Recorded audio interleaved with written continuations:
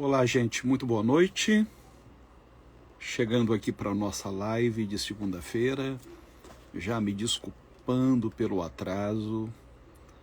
Eu peguei um trânsito gigantesco agora há pouco ali na linha amarela e foi complicado. Acabei me atrasando bastante, o que não é meu feitio, né? Raramente eu atraso uma live.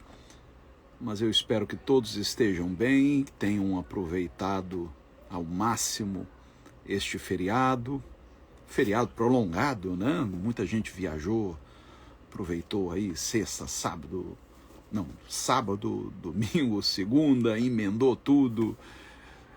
E que bom que você pôde aproveitar, e mesmo você que passou esses dias em casa, curtindo a família, ou maratonando aí suas séries prediletas, só espero que você tenha reunido forças, porque amanhã é a volta para o batente.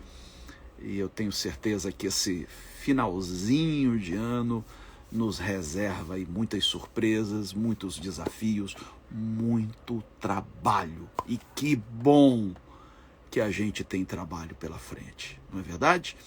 Então, eu quero hoje, eu nem vou me prolongar muito por conta do nosso atraso, mas eu quero compartilhar com vocês algumas percepções acerca de um tema que, num dia como hoje, não pode passar batido, mas não pode mesmo. Apesar de ser um tema que ainda segue sendo tabu, inclusive dentro das igrejas. É um tema evitado, porque parece que causa celeumas, parece que desperta algumas reações, mas nós não podemos nos furtar a ele. Eu quero falar um pouco sobre racismo. E gostaria, se você tem aí uma Bíblia e quiser me acompanhar, de propor a leitura de um verso que está no livro do profeta Amós, no capítulo 9, no verso 7. Amós, capítulo 9, verso 7. Hoje, dia 20 de novembro, o dia da consciência negra. Diz assim o Senhor através dos lábios do profeta Amós: Não sois vós para mim, ó filhos de Israel, como os filhos dos etíopes, diz o Senhor. Não fiz eu subir a Israel da terra do Egito, de Caftor aos filisteus, e de Quir aos sírios? O que significa isso que acabamos de ler? Todos nós estamos familiarizados com a história dos hebreus. Nós sabemos de onde o Senhor os tirou, de acordo com os relatos contidos no Antigo Testamento. Eles foram escravizados por mais de 400 anos no Egito, até que Deus levanta Moisés para ser o libertador do seu povo, aquele que removeu os hebreus de debaixo da escravidão egípcia e os conduziu pelo deserto a caminho da chamada Terra Prometida. Seja você cristão, judeu, seja você muçulmano, ou mesmo você que não professa fé alguma, você sabe que é do conhecimento de todos a história do povo hebreu, que daria origem ao povo de Israel. Eu não me refiro ao Estado israelense. É muito importante enfatizar isso, principalmente nesses dias de guerra entre Israel e os palestinos. O Israel moderno, que surge através de uma resolução da ONU em 1948, não é aquele Israel bíblico. Os hebreus tirados do Egito. Mas aqui, neste trecho do livro do profeta Amós, nós nos deparamos com uma verdade muito interessante. Deus pergunta aos filhos de Israel: vocês não são para mim como os filhos dos etíopes? Imagine o povo de Israel que se acha a última bolacha do pacote, afinal de contas, eles eram o povo escolhido, não é assim? O povo eleito, aquele povo que veio de Abraão, de Isaac, de Jacó, o povo de Moisés, conduzido pelo deserto, o povo de Davi, o grande rei Davi, sucedido por Salomão, o sábio rei Salomão. De repente, este povo ouve dos lábios de um profeta que eles eram, aos olhos de Deus, tão importantes quanto os etíopes. Onde fica a mesma Etiópia? Quando você ouve hoje falar de Etiópia, você pensa num país empobrecido, que de fato o é. Mas a Etiópia dos tempos bíblicos era um reino tão rico quanto o Egito e outros reinos que já haviam na face da terra. Um reino poderosíssimo. O que distinguia o hebreu do etíope, assim, aos olhos nus? A cor da pele. O etíope é retinto. O povo hebreu, que não é branco originalmente, apesar de ter se mesclado na Europa e tal, mas naquele período era um povo de pele morena, mas não retinta como eram os etíopes. E agora Deus diz: vocês são para mim o que são os etíopes. Em outras palavras, Deus não tem povo predileto, mesmo à época, quando o povo de Israel era considerado o povo escolhido. Mas escolhido para quê? É muito importante que se diga. O povo de Israel era o povo escolhido através do qual Deus enviaria o Messias. Não era o povo escolhido no sentido de ser um povo especial, um povo melhor do que os demais. Não. Era a estirpe através da qual o Cristo viria ao mundo. Mas aos olhos de Deus, tanto os hebreus, os judeus, os israelitas, quanto os etíopes tinham o mesmo valor. Logo em seguida, nós nos deparamos com outro dado muito interessante, porque ele diz: não fiz eu subir a Israel da terra do Egito? Isso todos sabemos. Mas agora vem o dado que talvez nós desconheçamos. De Caftor aos filisteus e de Quir aos sírios, em outras palavras, cada povo teve o seu próprio êxodo, sua própria história. E Deus toma para si a responsabilidade. Deus diz: assim como eu tirei o povo de Israel do Egito, eu também tirei os filisteus de Caftor. Eu também tirei os sírios de Quir. O Deus bíblico, o Deus que emerge das páginas das Escrituras Sagradas, ele não assiste à história, ele conduz a história. É o Deus libertador. É o Deus que sempre se coloca ao lado do oprimido, jamais ao lado do opressor. É o Deus que se coloca pelas minorias, não pelas classes dominantes.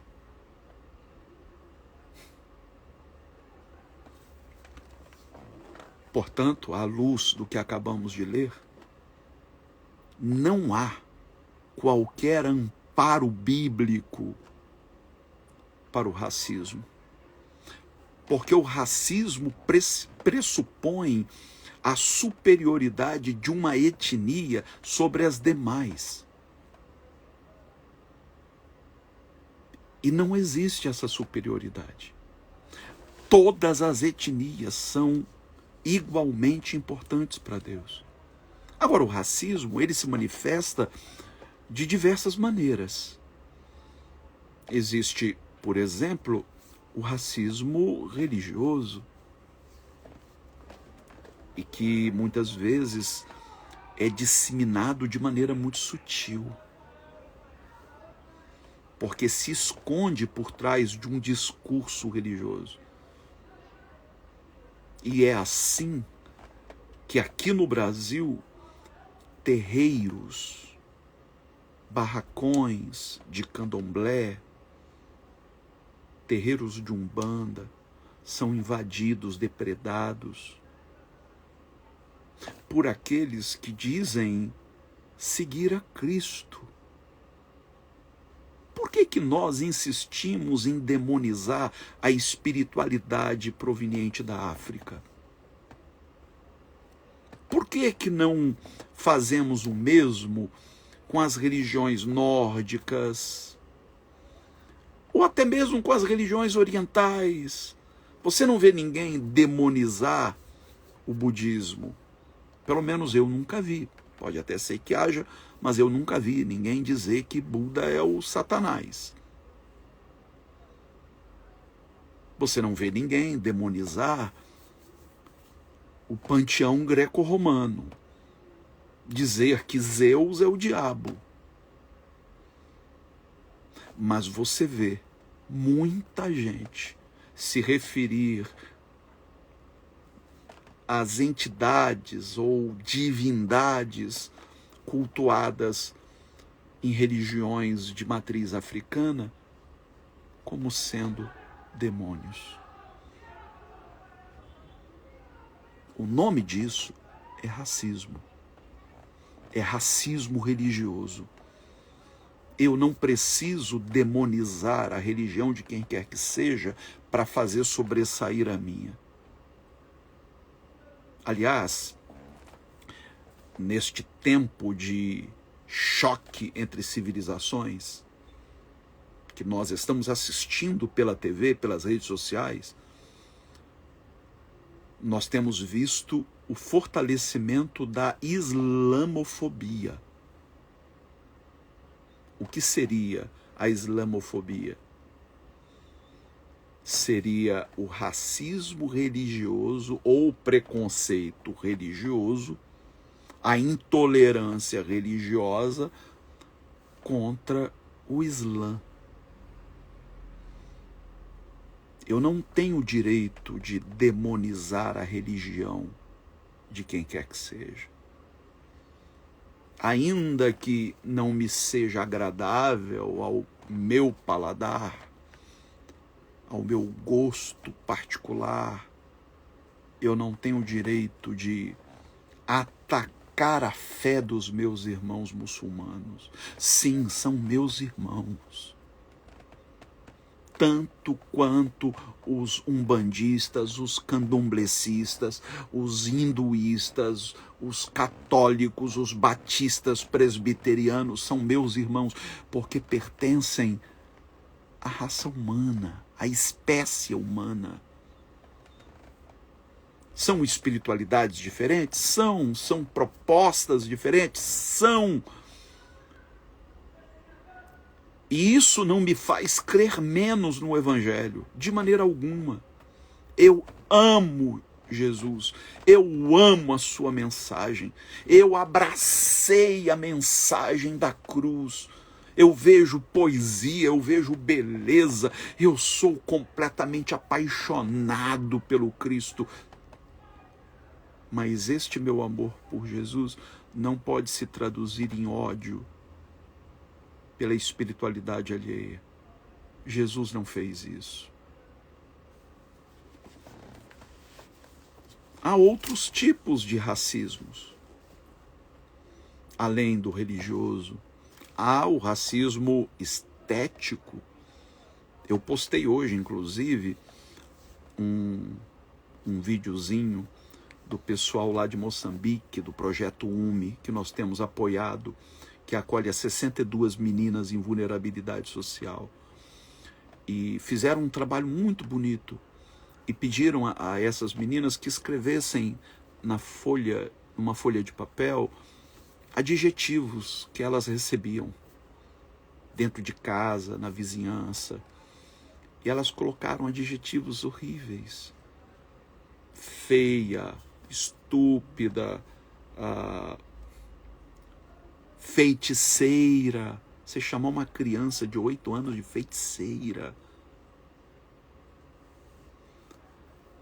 E depois a pessoa que conduzia esse encontro fez uma oração com elas e as fez rasgar aqueles papéis dizendo: vocês não são nada disso, vocês são lindas, vocês são inteligentes. O racismo estético é aquele que impõe um padrão, que diz o que é belo e o que é feio. Então, por exemplo, como é que as pessoas costumam se referir ao cabelo crespo, típico de uma pessoa preta? Ela tem cabelo ruim. Por que o cabelo dela é ruim? Quem foi que disse que o cabelo liso é bom e o cabelo crespo é ruim? Isso é racismo. Há comentários que são racistas. Há brincadeiras que são racistas. Há piadas que não merecem que você ria. Que você deveria, na verdade, era fazer cara feia. Era repreender a pessoa que está contando aquela piada, porque está disseminando um racismo. Um racismo pautado na aparência, no tamanho do nariz, no tamanho dos lábios, na maneira como o corpo se apresenta, sendo que valores estéticos são absolutamente subjetivos. Beleza é um conceito completamente subjetivo. O que é belo para um não é belo para outro. E todas as etnias têm sua beleza. Todas elas. O oriental, o indiano, o indígena, cada qual com os padrões da sua própria etnia. Então não dá para você estabelecer um padrão geral, hierarquizar do mais belo ao menos belo. Não existe isso. Existe também o racismo estrutural, que é controverso para muita gente. Eu já ouvi muita gente dizendo que no Brasil não existe racismo. Nós não vivemos nessa democracia racial que muita gente acredita. Porque a nossa sociedade está estruturada de maneira tal a privilegiar determinada etnia. Quem sofre com isso são as minorias. E aqui vale uma observação importante, porque muita gente não entende o conceito de minoria. Quando alguém diz, no Brasil o negro já é a maioria. O conceito sociológico de maioria e minorias não tem a ver com quantidade de pessoas. Sociologicamente falando, você chama de minorias aqueles que são oprimidos. E a maioria, ainda que numericamente seja minoria, é a classe dominante. É a classe que é privilegiada pelo sistema. Então, quando você, por exemplo, verifica na população marginalizada, em sua maioria, qual a sua etnia? A população carcerária, por exemplo, qual é a maioria étnica daqueles que compõem a população carcerária? Isso, para mim, é evidência de que nós vivemos dentro de uma estrutura social que é, sim, racista. Quem são parados nas blitz? Quem são parados nos aeroportos? As pessoas são julgadas pela cor da sua pele. Aí você vai para o Congresso Nacional, em termos de porcentagem, o que você mais encontra? Qual a etnia mais encontrada entre os deputados federais, senadores, entre os deputados estaduais, vereadores, entre os governadores, prefeitos? Quem é a classe dominante? Por que o negro tem, no Brasil, tanta dificuldade, por exemplo, de ingressar numa universidade? Porque a maioria matriculada em cursos superiores é branca. Porque a nossa estrutura social é racista. Privilegia uns em detrimento de outros. Até mesmo no espaço eclesiástico, no espaço religioso. Geralmente, o líder, geralmente, é branco. Por quê? O que proporcionou isso? Isso precisa ser considerado, isso precisa ser pensado. Porque senão nós vamos dar continuidade, vamos dar sequência a essa estrutura que exclui, que massacra, que mata jovens pretos, pobres e periféricos. Racismo é o nome que se dá.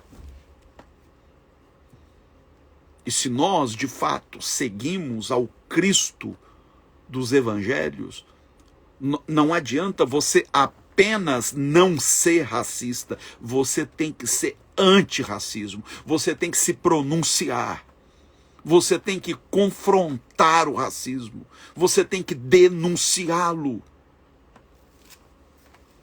Aí vem uma turminha metida engraçada e diz: mas branco também sofre racismo. Você sabe que eu poderia, inclusive, dizer isso, porque eu sofri muito bullying na escola. Eu estudei quase a vida toda em escola pública.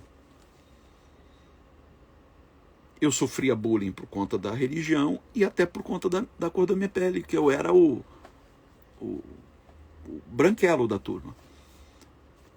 Ainda assim, eu não considero que eu tenha sofrido racismo.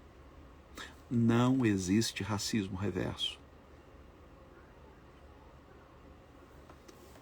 Porque, como eu disse, o racismo pressupõe uma superioridade étnica. E quem exerce, quem incorre em racismo, é quem pertence a uma etnia considerada privilegiada. Você nunca teve uma solicitação de emprego negada sob a alegação de você ser branco. Mas você tem ideia de quantos deixaram de receber um emprego, uma oportunidade de emprego por causa da cor da sua pele? Você acha que não existe mais isso no Brasil? Você está enganado. E como existe?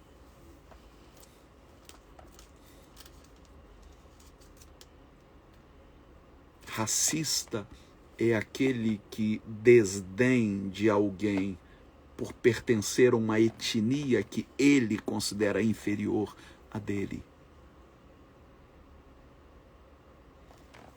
Então não há racismo por parte do negro no Brasil contra o branco.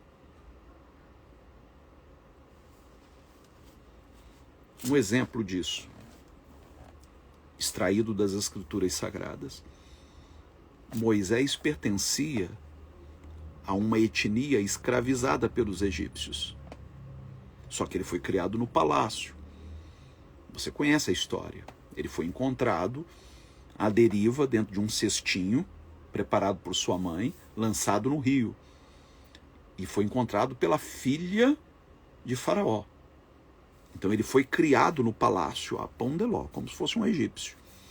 Quando ele chega à maioridade, que ele se percebe hebreu, ele não aceita ver um soldado egípcio maltratando um hebreu. E ele vai lá para defender o hebreu e mata o egípcio. E por conta disso ele foge. Veja, o egípcio era racista contra os hebreus. Tanto que os escravizaram.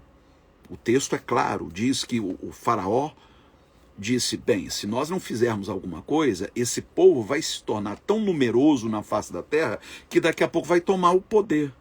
Então, antes que eles tomem o poder, vamos escravizá-los. Os hebreus estavam em via de se tornar maioria no Egito. Mas mesmo podendo se tornar maioria, eles foram escravizados. Então, do egípcio, classe dominante, etnia que se achava superior, e os hebreus, havia racismo. Agora, quando Moisés, para proteger um hebreu, tira a vida de um soldado, ninguém pode acusá-lo de ter sido racista. Ele apenas reagiu aos maus tratos que um irmão seu, da sua etnia, estava sofrendo. Então é importante que a gente coloque esses pingos nos is. Antes de aderir a um discurso, existe racismo reverso, branco também sofre racismo. Estude. Busque saber o que realmente é racismo. E mais, se você é branco, num país que privilegia brancos, reconheça. Reconheça que toda a estrutura social no Brasil visa privilegiar pessoas como você. Branco, hétero, cristão, cis, homem. Tudo no Brasil está estruturado de maneira tal a privilegiar pessoas pertencentes a essas classes. Agora, se você é negro, glorifique a Deus pela sua negritude. Orgulhe-se da sua negritude. É o mesmo que eu digo ao homossexual. Orgulhe-se da sua homoafetividade. Ainda que você não desfrute dos privilégios que um hétero desfruta nessa sociedade homofóbica, ainda que você, como negro, não desfrute dos privilégios que esta sociedade racista te priva, mas orgulhe-se de ter sido criado por Deus como você é. Orgulhe-se das suas raízes. Veja o que diz Isaías capítulo 40, e eu vou encerrar com esta leitura. Isso aqui é uma profecia lindíssima, que diz assim, verso 4, todo vale será exaltado, e todo monte e todo outeiro serão abatidos. O que é tortuoso será endireitado, e o que é escabroso aplanado. E a glória do Senhor se manifestará, e toda a humanidade juntamente a verá. O que significa isso que acabamos de ler? No verso 3 diz, voz do que clama no deserto. Quer dizer, uma voz destoante. Preparai o caminho do Senhor. Você crê que Jesus virá? Eu creio. Como cristão, eu creio que Jesus virá. Eu creio na vinda de Cristo. A glória do Senhor se manifestará de modo que toda a humanidade o verá. É isso que diz o texto. Nós aguardamos esta manifestação. Mas ela tem que ser precedida pelo nivelamento do terreno. Eu moro no Rio de Janeiro. Aqui nós somos cercados de montanhas. Então, se você quiser ver um pôr do sol bonito, você tem que ir para a praia. Você tem que ir para uma região que te proporcione isso. E não é o ano inteiro que você vê o sol se pondo no mar. Porque geralmente o sol se põe entre as montanhas. O terreno aqui, ele é muito acidentado. Então você não consegue, sabe, assistir aquele espetáculo do pôr do sol como você gostaria. Agora, se você vai, eu morei, por exemplo, na Flórida, e lá não tem montanhas. É um lugar, né, uma grande planície. E eu assisti lá os mais lindos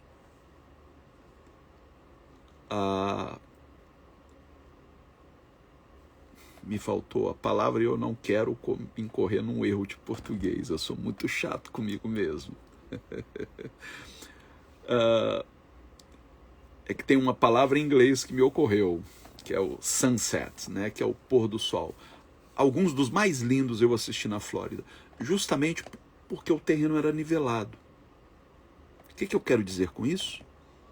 A glória do Senhor vai se manifestar e toda a humanidade haverá quando o vale for exaltado e as montanhas e outeiros forem abatidos. É claro que isso aqui é uma linguagem metafórica. Aqui está se falando de um terreno social acidentado, onde poucos detêm muito e muitos detêm quase nada, onde algumas etnias se acham superiores às outras, algumas classes se acham superiores às demais. E é isso que está impedindo a manifestação da glória de Deus. Nós precisamos de um nivelamento. É por isso que Paulo vai dizer que em Cristo já não há mais homens e mulheres, judeus e gregos, servos e livres. Quer dizer, as distinções étnicas, sociais e sexistas se desfazem em Cristo. A proposta de Cristo é o nivelamento do terreno. Mas para que haja esse nivelamento, não basta que as montanhas sejam abatidas, os vales devem ser exaltados. Quem são os vales hoje? Quem é que precisam ser exaltados hoje? Os que são historicamente invisibilizados, historicamente humilhados. Agora não me venha com esse papo furado de consciência negra, por que não consciência humana? Ei! Eu lembro até do Caetano Veloso comentando, né? Você é burro? Por favor, não se ofenda. É porque às vezes a gente ouve tanta bobagem nas bolhas em que a gente se vê inserido que a gente não para pensar. Quando se fala de consciência negra, é justamente esta proposta que estamos encontrando aqui nas Escrituras, é pegar o vale e exaltá-lo, é dar visibilidade a quem se mantém invisível.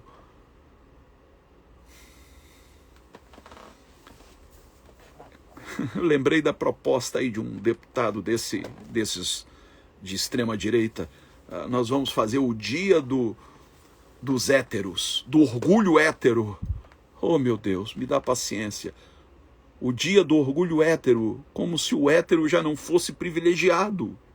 Precisa realmente do dia do orgulho, precisa do dia da humilhação do hétero, do abatimento do hétero, porque todo aquele que é privilegiado deveria se humilhar diante de Deus. Deveria chegar diante de Deus e dizer: Senhor, eu reconheço que nasci numa condição privilegiada, que eu tenho mais oportunidades do que outros, do que os meus irmãos. Aquele que é exaltado deve se humilhar debaixo das mãos de Deus, e aquele que é humilhado deve ser exaltado. Até me ocorreu aqui uma passagem que está lá em Tiago, rapidinho, deixa eu ver se eu encontro aqui, porque eu não havia planejado. Está aqui. Olha o que vai dizer Tiago sobre isso. No capítulo 1, verso 9. Glorie-se Quer dizer, orgulhe-se o irmão de condição humilde quando estiver em alta posição. O rico, porém, glorie-se na sua insignificância, porque ele passará como a flor da erva. Então aquele que aos olhos do mundo é humilhado deve se gloriar. Por isso Paulo, o apóstolo, diz: se eu tiver que me gloriar, eu vou me gloriar na minha fraqueza. É nisso que eu vou me gloriar. Naquilo que as pessoas consideram como sendo minha fraqueza. É nisso que eu vou me orgulhar. Então orgulhe-se da sua cor, orgulhe-se da sua orientação sexual, orgulhe-se de ser parte de uma minoria, seja ela qual for. Orgulhe-se das suas raízes. Você é prioridade para Deus. Os últimos serão os primeiros no reino de Deus. Agora os primeiros para o final da fila, porque já nasceram com um bumbum voltado para a lua. Já nasceram dentro de uma estrutura que os privilegia. Agora as minorias, os que são empurrados historicamente para as margens, é sobre eles que Deus lança os seus holofotes. Eles encabeçam a lista de prioridade de Deus. Então, meu irmão, glorie-se na sua cultura. Glorie-se do seu sotaque.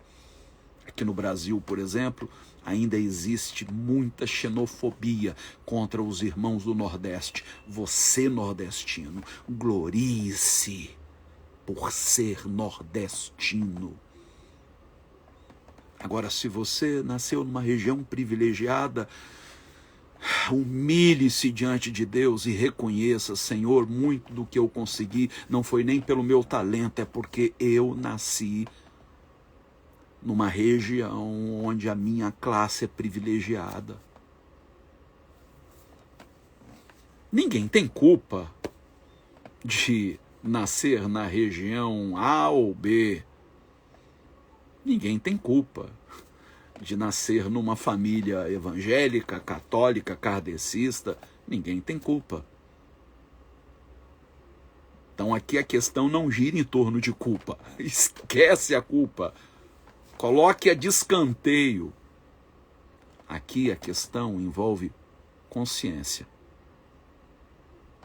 Eu tenho consciência dos privilégios que esta estrutura social me dá. Eu tenho consciência. E não me orgulho disso.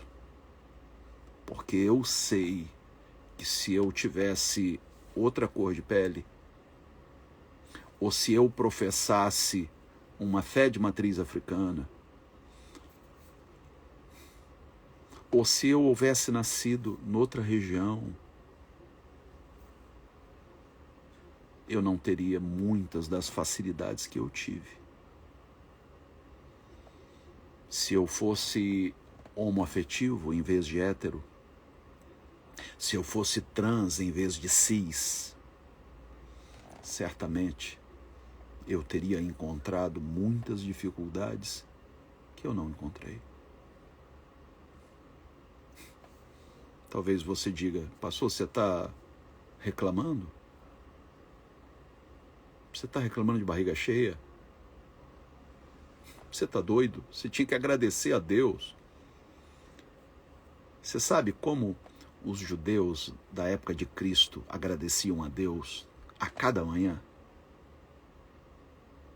Pesquise sobre isso. Eles diziam: obrigado, Deus, por eu não ter nascido samaritano, mulher ou cão. Obrigado por eu não ter nascido nem samaritano, nem mulher e nem cão. Tem coisa que não deveria ser motivo de gratidão. Deveria ser motivo de reconhecimento.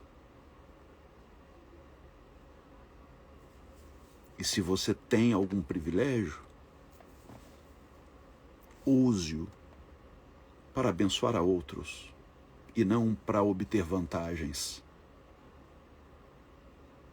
O texto que nós acabamos de ler em Isaías diz: aplainai o caminho, removei as pedras. Há pedras que você nunca teve que driblar, mas que estão postas no caminho de outros. Talvez você tenha encontrado um caminho mais plano. Talvez gerações que te antecederam abriram caminho para que você não tivesse que enfrentar os mesmos desafios que elas enfrentaram. Mas não pense só em você. Pense naquele irmão que não nasceu na mesma condição e que enfrenta dificuldades que você nunca sonhou enfrentar. Seja uma mão amiga.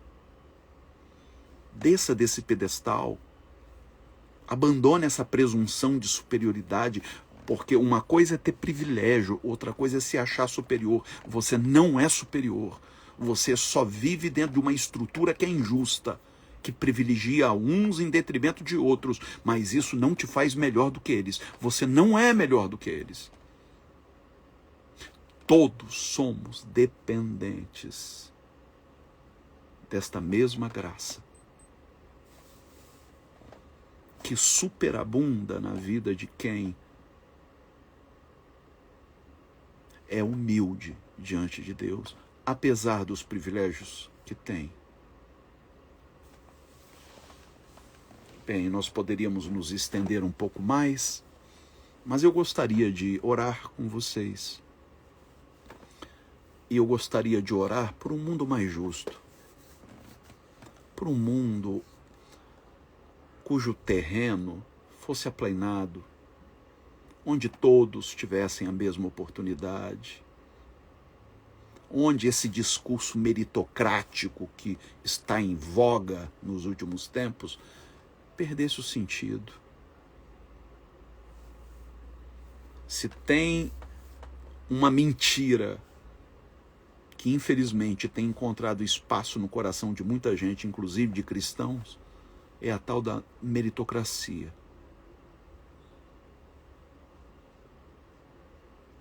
Se de fato existisse meritocracia,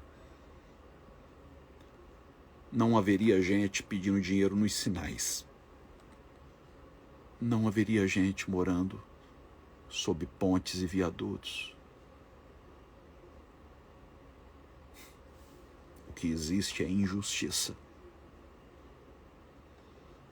Toda a estrutura social que privilegia uns e não a todos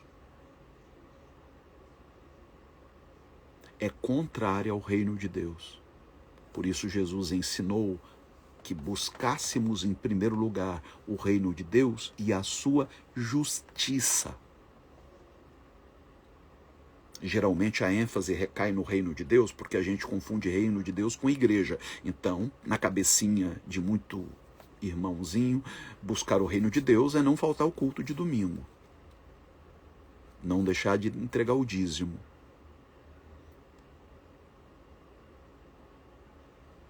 Mas o texto completo é: buscai em primeiro lugar o reino de Deus e a sua justiça. E não está se falando de justiça retributiva, mas justiça distributiva. A justiça do reino de Deus é a que contempla igualmente a todos. Ninguém é privilegiado. Não há VIPs no reino de Deus. Não há VIPs no reino de Deus. Não há privilégios no reino de Deus. O reino de Deus nos coloca todos à mesa. O símbolo maior do reino de Deus é a mesa. Porque a mesa, ela iguala. Não importa em que posição você esteja sentado, na cabeceira ou do outro lado, a mesa nos iguala a todos. Vamos orar? Pai, em nome de Jesus, nós queremos te dar graças por esta palavra que nos desperta a consciência e que nos faz desejar um mundo mais justo. Um mundo em que não haja racismo. Um mundo em que não haja privilégios de uma classe em detrimento de outras. Um mundo em que todos tenhamos oportunidades iguais, acesso à informação, acesso a bens de consumo, acesso à instrução. Pode ser que aos olhos humanos este mundo seja apenas uma utopia, um lugar inalcançável. Mas nós somos desafiados pelo Evangelho a buscar para que a vontade de Deus feita nos céus seja igualmente feita na terra. Se no céu não há classes, então na terra também não deveria haver. Se nos céus de Deus todos são iguais, então na terra, que também é de Deus, todos deveríamos ser iguais. Brancos e negros e ameríndios, indígenas, ricos, classe média, classe operária, todos, cis e trans, héteros e homossexuais, todos humanos, filhos e filhas do mesmo Deus. Ajude-nos a alcançar esta consciência, Senhor, a encarnar esta verdade, Senhor, a olhar para todos com o mesmo olhar de acolhimento, de aceitação, nunca de desdém, nunca de desprezo. Que não haja em nosso coração guarida para nenhum tipo de presunção, para nenhum tipo de preconceito. Eu oro em nome do teu Filho Jesus. Amém e amém. Queridos, nós estamos chegando no finalzinho. Eu quero aqui deixar um apelo, porque essa semana é aquela semana do mês em que a gente distribui as cestas básicas para as famílias cadastradas no projeto Eu Escolhi Amar. É também a semana que nós alocamos recursos para o projeto Gramachinhos, que atende a 300 crianças por dia, com refeições diárias. E é também a semana em que enviamos recursos para o projeto UME em Moçambique, que acolhe as 62 meninas em vulnerabilidade social. Gente, nós não temos de onde tirar. Esses projetos que nós abraçamos precisam de todo o apoio possível. Se você quiser somar conosco, nos ajudar a prosseguir nesta obra, envie a sua oferta. Uma cesta básica custa hoje em média R$150. Se você quiser ajudar com uma cesta básica, ou com duas, ou com meia, ou com o quanto você puder, toda ajuda agora é imprescindível. Faltam poucos dias, gente. Nós temos que encerrar a campanha até quinta-feira, para no sábado e no domingo as cestas serem distribuídas. Então a gente encerra na quinta para preparar as cestas na sexta-feira para distribuí-las no sábado e no domingo. Você percebe a urgência? Então nos ajude. Por favor, tome nota do Pix para o qual você pode enviar a sua contribuição. É o 21 99797 8135. 21 99797 8135. É um celular. Ou pelo PayPal, de qualquer lugar do mundo.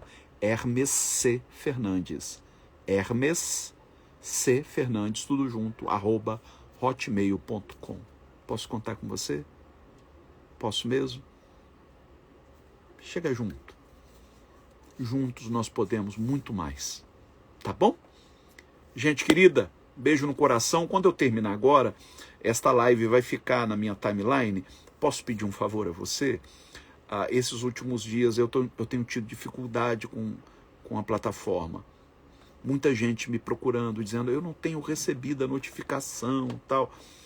Então vai lá e faz um comentário. Os comentários que você fez durante a live, infelizmente, vão desaparecer. Então, volte a comentar quando a live for publicada, nem que seja um boa noite, ou se quiser marcar alguém, para que a plataforma entenda a importância de que esta mensagem chegue ao maior número possível de pessoas. Tá bom?